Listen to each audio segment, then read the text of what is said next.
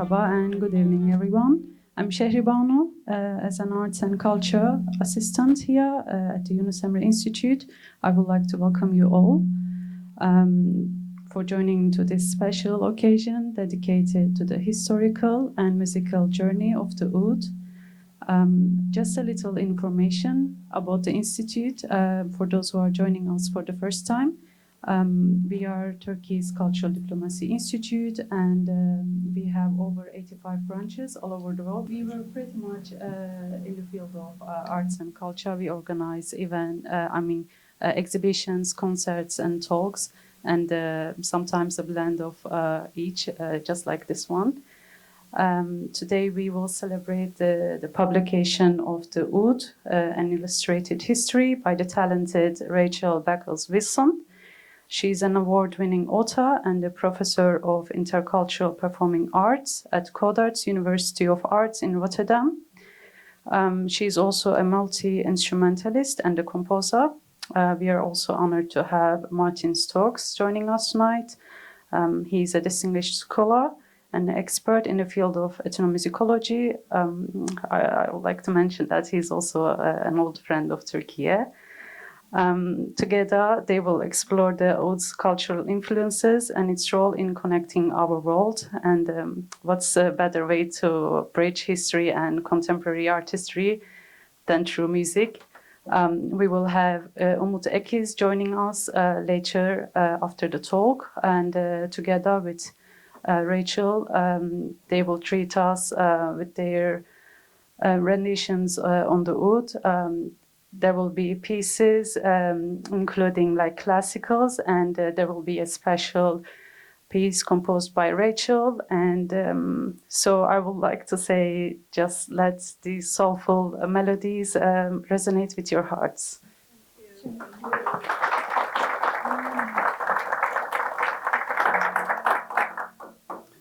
Thank you, Şehriban Hanım. Thank you to the Yunus Emre Institute for hosting this event and making us so welcome here. It's lovely sitting here on the stage, seeing so many old friends, and it's lovely to welcome Rachel Beckles Willson. We might say welcome back, because Rachel is no stranger to the Yunus Emre Institute. We were just remembering, I think, that the last time that we were sitting anywhere near where we're sitting now, we were probably making our contribution to the Nihavent Türk Müziği Korosu, many of whose members have joined us this afternoon, which is lovely to see. So Rachel is no stranger here. But I do say welcome back, because she's left these shores, and currently she is the Professor of Intercultural Performing Arts at Codarts University of the Arts in Rotterdam, Netherlands, a post that you took up quite recently. I know Rachel mainly as a fellow scholar and as a fellow ethnomusicologist, although that's a name that that's a title that you may or may not be comfortable with these days. But she has nonetheless been the author of a number of important books, including Orientalism and Musical Mission, Palestine and the West, which was published by Cambridge University Press back in 2013. The talented Rachel Beckles Willson is a very nice expression there that Şehriban Hanım used. Talented indeed, I mean, not just a scholar, but a performer, a composer, and many other things, as we've heard.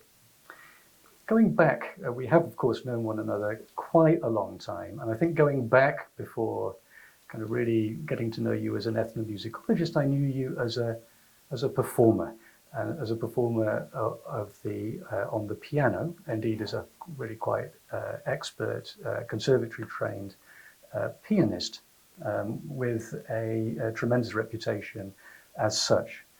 For some, the journey from the piano to the oud might seem like a long journey. You are all about connections, and I wonder if you can just tell us a little bit about that. The connections there between your starting as a pianist and becoming an oudist. Yeah, thank you very much, first of all, to Yunus, Emre, for hosting me. It's really very touching to be back here with Martin and many friends. So thank you all for coming, and thank you for hosting us. My career as a pianist was kind of set gradually aside as I became a scholar. So I was performing a lot, and yet I could see that the life that I was going to move into wasn't going to be the life that I really wanted, because I had a lot of intellectual interests as well. And so I decided to go for a PhD and try to develop a broader career, a kind of portfolio of activities that I imagined would enable me to continue playing music and to do research and to teach. And obviously I had absolutely no idea about what it was to be a university lecturer. Because when I became a university lecturer, it was like publish, publish, publish. And the pressure was too much at that time to carry on with the piano on the level that I wanted to. And so I just stepped back and I thought, okay, I'm not doing that now. And so I stopped playing completely. And this made me increasingly unhappy, I think. And I published various books in the field I was working on. I was mainly looking at Hungarian music under communism and post-communism. And then I saw increasing publicity about some projects in the occupied territories, led by Daniel Barenboim and the late Edward Said. And I was very provoked by the way these imports of Western classical music to Palestine were being discussed. And I couldn't believe that this kind of discourse of giving people voices was still going on. Incredibly patronizing discourse. So I decided to start to do some research in that field. And that involved then traveling to Palestine for the first time, where I encountered the oud. And this was a kind of political and musical shock, I would say. So the oud grabbed me as for its sounds, for the extraordinary variety of ouds that I came across in terms of sound, shape, size, and everything. And it was also a confrontation, as I gradually did my research, with the history of the British in the region, which I hadn't known anything about.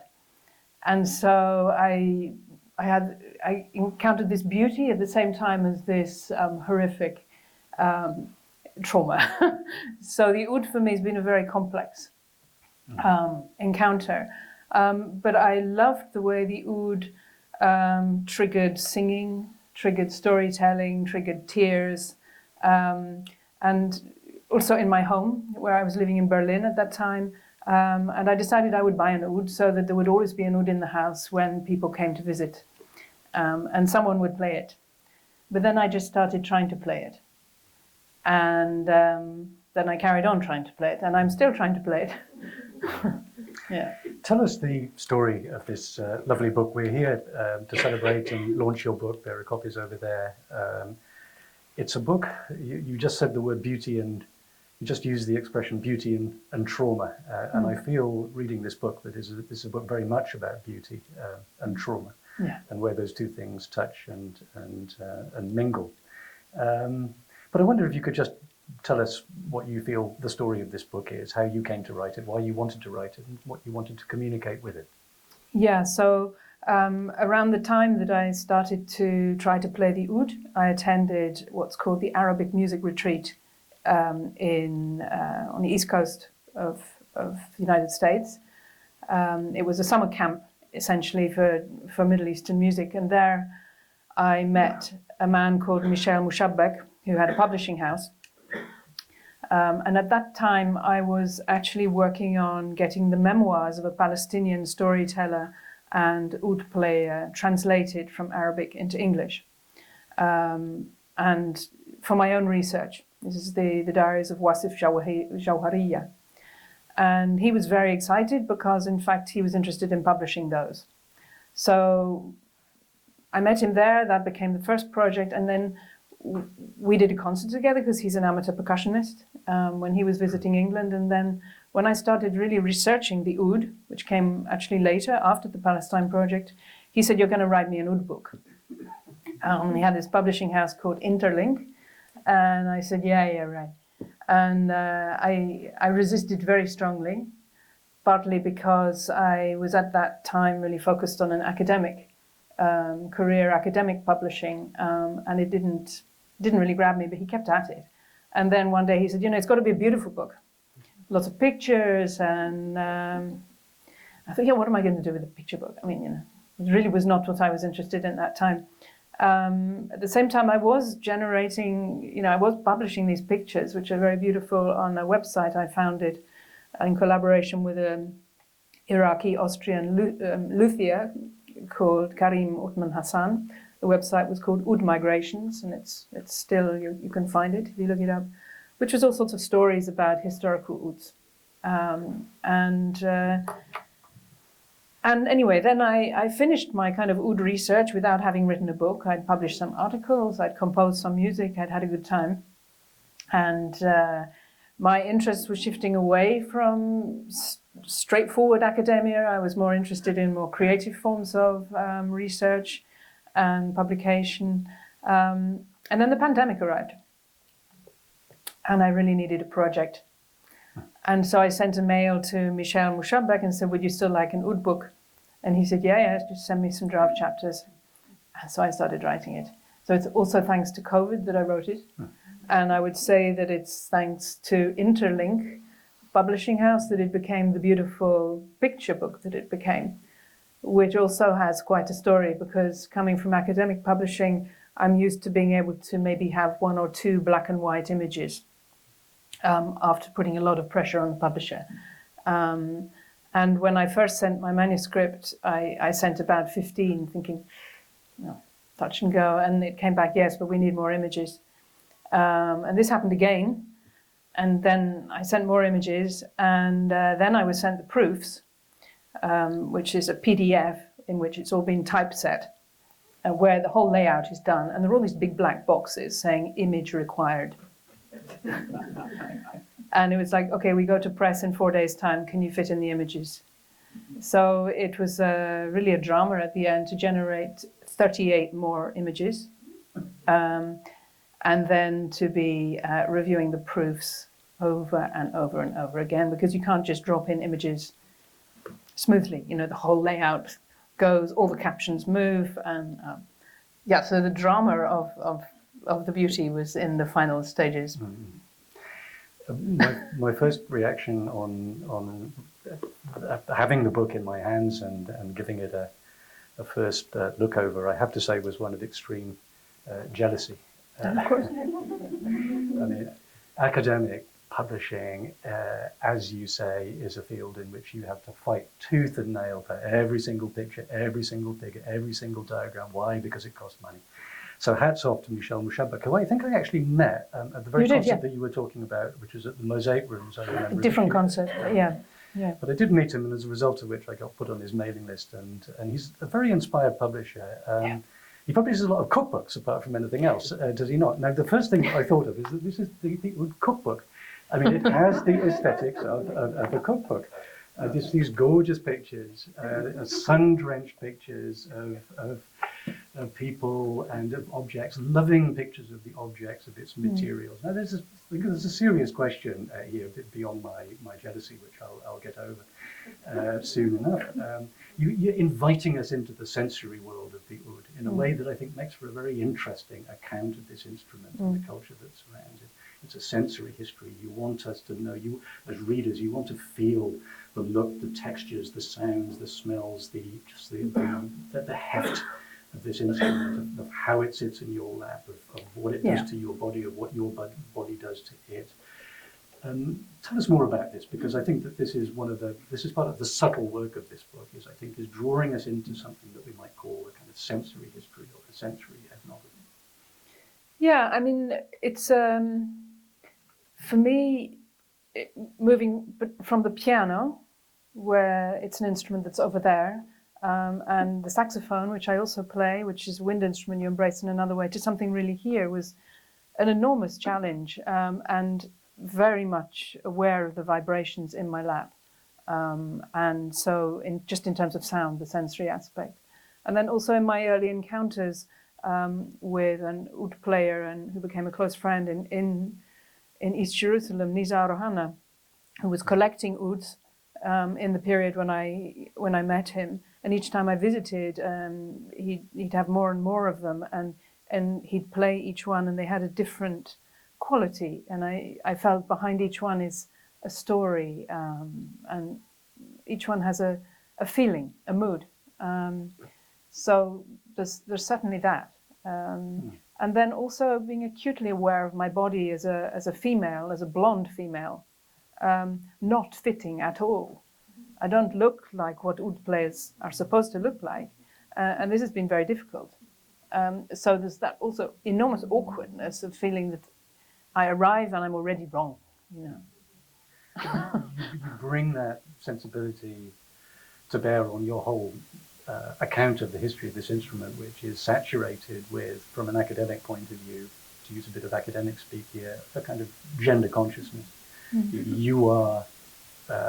You want to emphasize the stories of the Kainat. You want to emphasize the stories of all of these forgotten female players or semi-forgotten female players on the edges of these rather male-dominated worlds. You're very interested towards the end of the book in these very prominent performers and experimentalists and people like Camilla Joubran, somebody that I know that you have connected with and done some work with.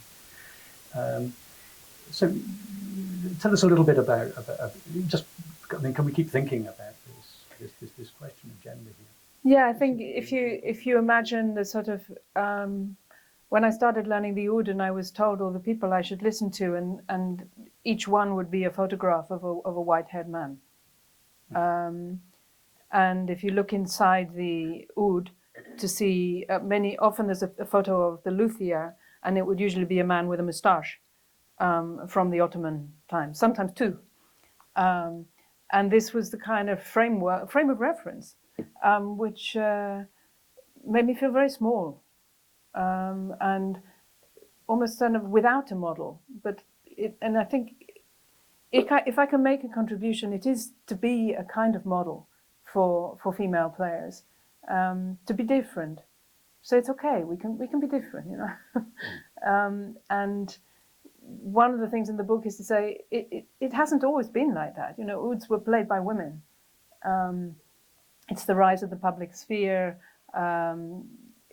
during the 19th century. The rise of the public sphere in which men are able to perform, and women are generally not unless they are singing. So yes, it's something that has also been an enabler for me to then find all these other pictures gradually. And during the time when I've known the oud, more and more has become available. So in fact, when I started, there were no sort of circulating pictures on the internet, black and white photographs of women playing the oud. Now you actually find them. But that's a change since 2010 when I bought my first oud. It's 14 years ago, and there's been a huge swirl of interest that I've been part of and maybe have contributed to. And I think one of the other big changes for me, a key moment, was when I was studying with a woman during COVID. So she's Iranian, and we studied online. And I was studying with Yasemin Shah-Husseini at that time. And suddenly something opened up. And I do believe strongly that there is an affective, kind of emotional link between student and teacher. And it's very gendered. And it's amazing suddenly to notice, oh, that's what I needed. I needed to hear that said in a woman's voice. I needed a woman to be holding the instrument and saying, no, do it like this, no. I just needed that. And that means that maybe other women need that. There's something just that made me feel different, and I improved my oud playing a lot in that phase. So there's a touch of activism about the book. Yeah, I would say absolutely. Yeah, it's really trying to tell the stories that haven't been told. Yeah. Another facet of the book that I enjoyed, and I think other readers will certainly enjoy and learn a lot from, is the way in which you portray the historical migrations of the instrument and its transformations across this huge geography. which very much connect Europe with the Ottoman world and the whole West Asia and North Africa. And in that context of circulations, which you describe for us very deftly and very neatly, you explain how these national schools emerged and arose: an Arabic school, an Iraqi school, a Turkish school, an Iranian school. And I think that this is something that comes out of the later parts of the book, I think very nicely. It might be nice for the audience here, thinking of where we are, to if you could tell us a little bit about how you would situate the Turkish oud playing schools in this broader field of national instruments, because it's not just the playing styles, it's also the instrument itself, which is has become quite different in these different places. Yes, it seems from historical sources that the oud had fallen out of fashion in the Ottoman court in the 19th century, but that it was brought back by some visiting Egyptian musicians who came to stay at the court. And around that time, it seems that Turkish lafta makers started making ouds, and also there were some Arab instrument makers, Syrian instrument makers, actually, the Kutmanis, who settled in Istanbul and started making ouds. And the ouds they made, in general at that time, have some influence of the lafta, I would say. So they were ouds that were influenced by the Arab oud, but were for the local market. There were a lot of different sizes, because immediately a lot of children started playing and women started playing. And so there was much more variety, I would say, then. Today, the Turkish ouds are also tuned differently now from the Arab ouds. They tend to be lighter. They are often smaller. Having said that, there are newer models of Arab ouds that are now sort of becoming, I mean, there's more demand for ouds that are comfortable now. So as oud playing becomes more aspirationally virtuosic, people want to play fast. They need something that's really comfortable. In order to do that, they need a shorter neck so they can move fast from one end to the other. And so it's become more fashionable now to have smaller ouds. Rather than these ones where you're really struggling. So I think also the music. So I think Turkish oud playing has driven a particular type of virtuosity as well. A figure like Yurdar Tokcan, with whom I've studied, has sort of patented this extraordinary facility of the instrument that he created by kind of almost military training, which he imposes on his students in large groups. So you get these kind of armies of oud players doing their patterns over and over again in order to get the fingers all independent. And it's really like being at conservatoire on the piano or something. Would you want to distinguish between the kind of Yurdal, Tokcan, mass oud teaching method and say Beit el-Oud in Cairo, which I think looks the same, but ends up sounding rather different to my ears. I mean, how might we? Yeah, so it looks very similar, and I think I mentioned a kind of almost military look about the armies of oud players on the stage at Beit el-Oud. They tend to play all together quite a lot, whereas in Turkey, this is a form of training, but then the performances tend to be more individual, small ensemble. So there is certainly that difference. The repertoire, they both tend to, I mean, when you're studying with Yurdal, you do some historical repertoire. I don't sense that at Beit el-Oud there is a great deal of interest in historical repertoire. So there's that distinction. I'm sure there are many others. Yeah. And thinking of the more contemporary transformations of the instrument, presumably recording technology and digitization is also having a knock-on effect in terms of how the instrument is being manufactured. One of the reasons you don't need a big instrument now is because the instrument itself scarcely needs to make any sound at all. It's the microphone that's actually doing the work, that's supplying the timbre, the texture, and so on and so forth. And this extends, I know from a conference that I was at recently in Paris, to a lot of other interesting debates that are going on at the moment about how you, quote unquote, electrify the oud. A question that is a very live question for not just the classical players, but the experimentalists and the rockers as well. Rockers, I had a wonderful conversation recently with an Algerian rocker called Mehdi Haddad, who's been participating in the kind of, essentially turning the oud into a kind of electric guitar, but he insists it's not an electric guitar. This involves some quite interesting approaches to strings, which are kind of wound, but they've got a thin metal wire in that will sort of pick up, and so on and so forth. So the world of digitization and electrification has quite serious knock-on effects, I think, doesn't it? Yeah. So there have been several attempts to kind of, just create electric ouds. The various makers in the United States. I visited one in Los Angeles. That's right, yeah. What's his name? Najarian. And even at that time, like 20 years ago, there were people saying, well, of course, we've got to be able to plug the oud in order to be able to play at a hafla, at a party now, because if there's other instruments, the oud is never going to be heard. We get the problem of feedback. If we use a regular microphone, we've just got to be able to plug it in. I'm just not interested in those sounds, because it's just like an electric guitar in the end. For me, the extraordinary thing about the oud is this resonant body. That's what I'm fascinated by. And I play generally, this evening I will play a modern oud made by Faruk Türüns, a maker in Istanbul.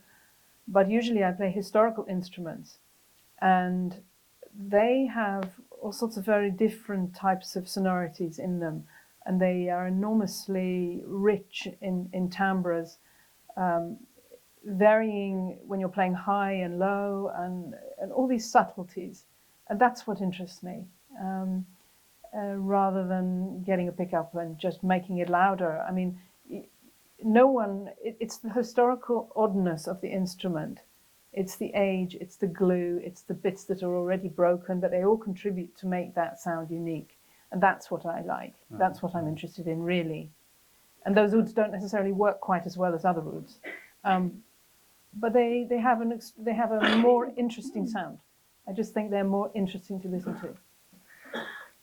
Now, I've devoted a lot of my adult life to learning to play the qanun. Not very effectively.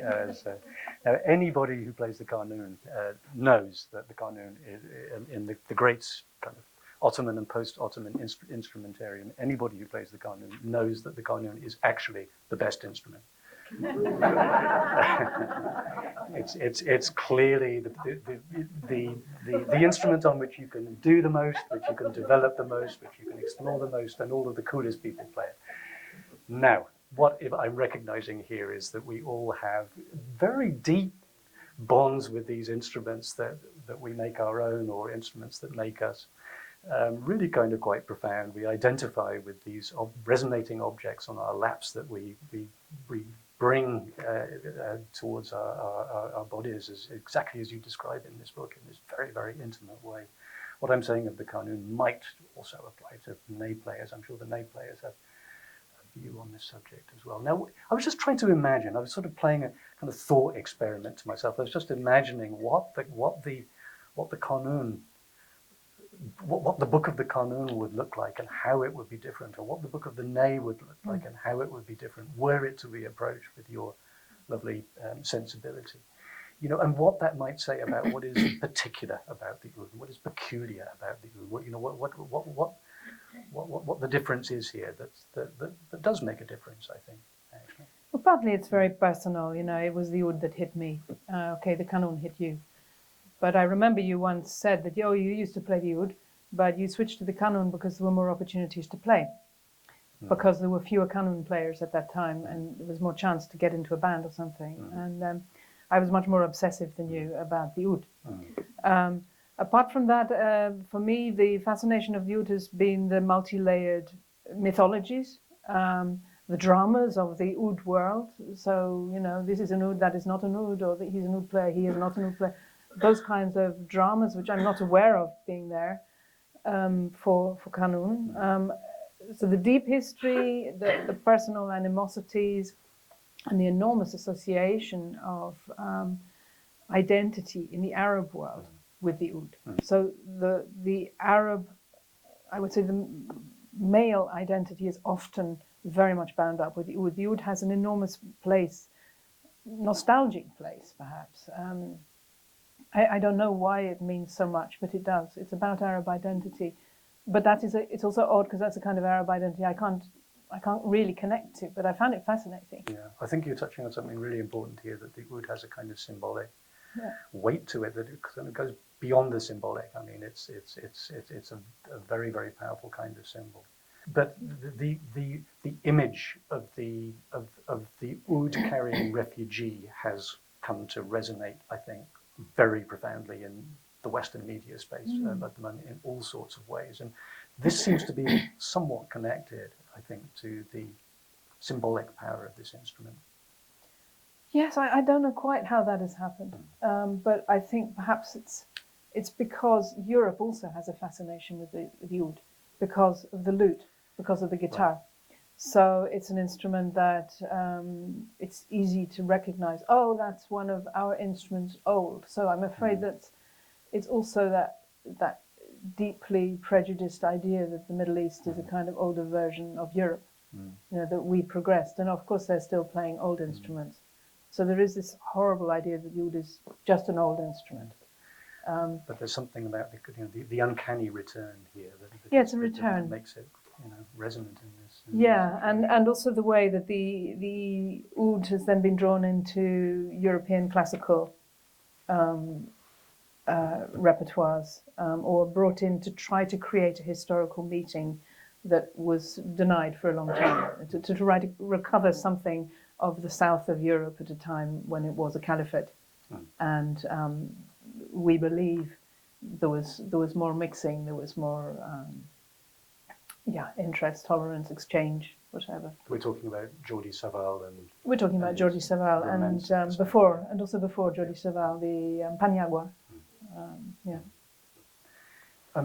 I am conscious of a wonderful performance with Umut Ekiz that awaits us, but we also must have some questions from the audience.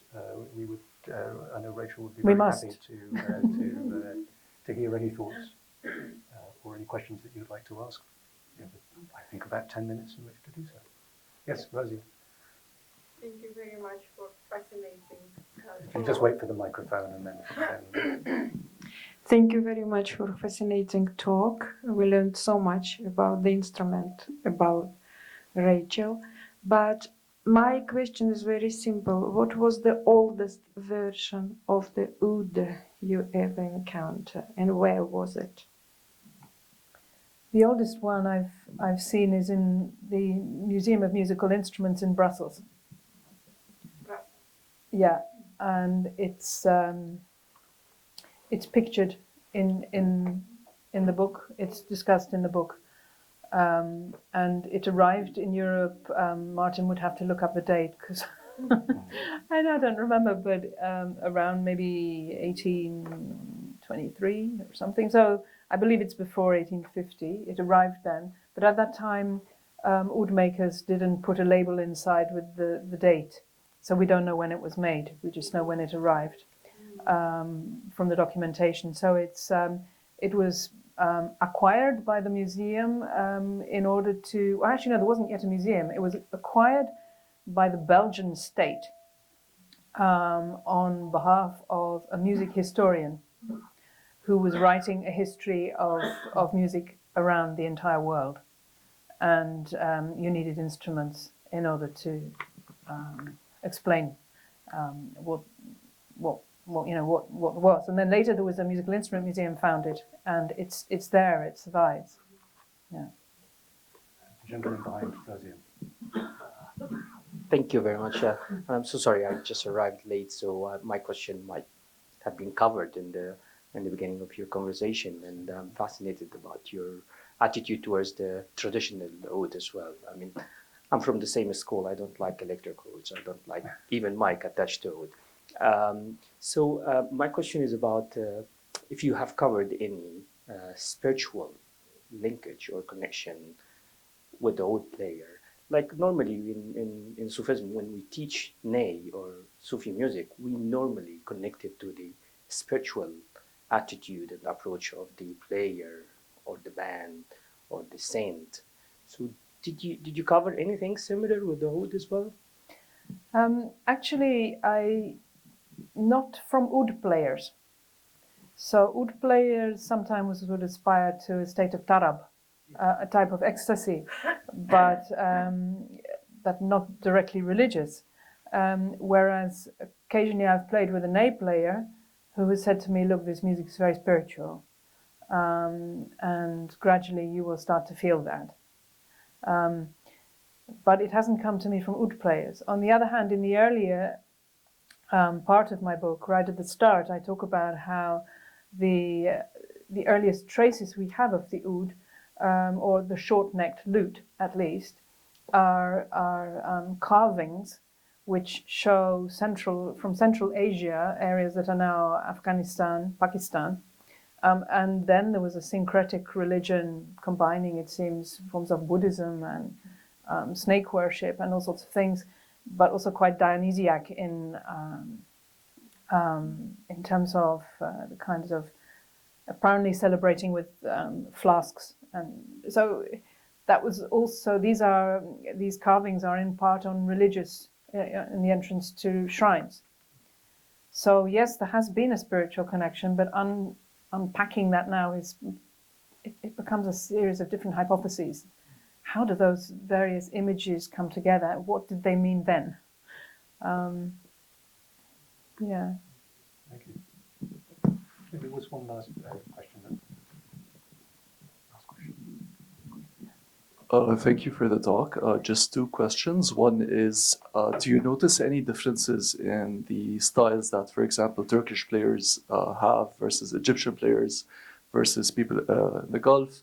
Like, do they use different maqamat? Are there any like distinctly different styles in these regions? That is the first question. The second is, have you encountered any intersections between oud players who use classical poetry, whether it's Farsi or Arabic or Turkish, as their lyrics? Thank you. The first one, the different styles of playing, yes, they are there. I have quite limited experience of the Gulf styles, but they generally are playing to support voice, and in quite a percussive way. In the, you know, it's the groovy kind of melodic accompaniment. Frequently, that's my main experience. Whereas Turkish, for example, cultivating these days often a solo position with a lot of lyricism, more looking for a more sustained sound on the oud with vibrato, all sorts of tricks to try to overcome the very quick decay of the oud. You pluck the note, and you know the volume of the sound is disappearing. So there are all sorts of tricks to try to extend it and make something vocal rather than kind of groovy. And then the Egyptian, perhaps somewhere in between. So traditionally much more using repeated notes to overcome the decay, so that in a way is quite rhythmic. This Egyptian style. But now Egyptian styles are, you know, very, very, very wide-ranging. So I struggle to generalize. I think another different feel comes from the tuning, so that the Arabs tend to tune lower than the Turks, and the Turkish ouds are strung more tightly, and that higher tension produces a different sound.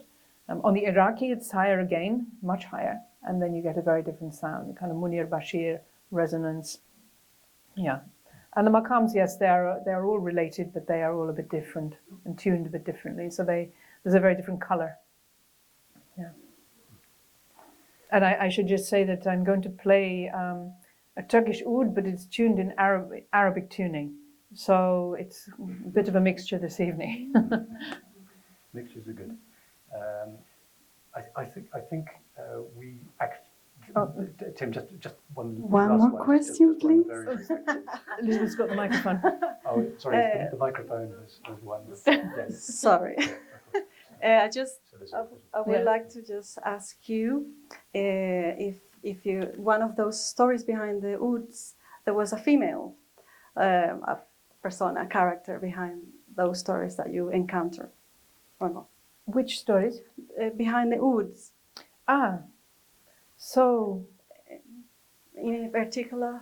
there are many stories of women behind the oud, and I've struggled to really dig them out. It's an ongoing project, I would say. There's one story that I'm particularly fascinated by that is actually a Ottoman Turkish novella about a Turkish woman towards the end of the Ottoman Empire, who is struggling, I think, with her life a lot, and she comes across an oud, and this learning the oud becomes a kind of way forward for her to transform her life, and that's a story I'm quite fascinated by. But I need. Sorry? Tampenor. No, it's not Tampenor. Sorry.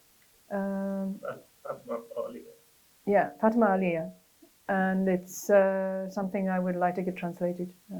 Yeah, I wrote to Jacob about it recently. Yeah. So I think we really should Do a stage set. pause now. You all have just about recovered from climbing up the stairs. This is maybe a moment just to let Rachel catch her breath and prepare for the next part of the thing. Could I just say my thanks once again to Yunus Emre for hosting us, and maybe we could just give Rachel a very warm round of applause.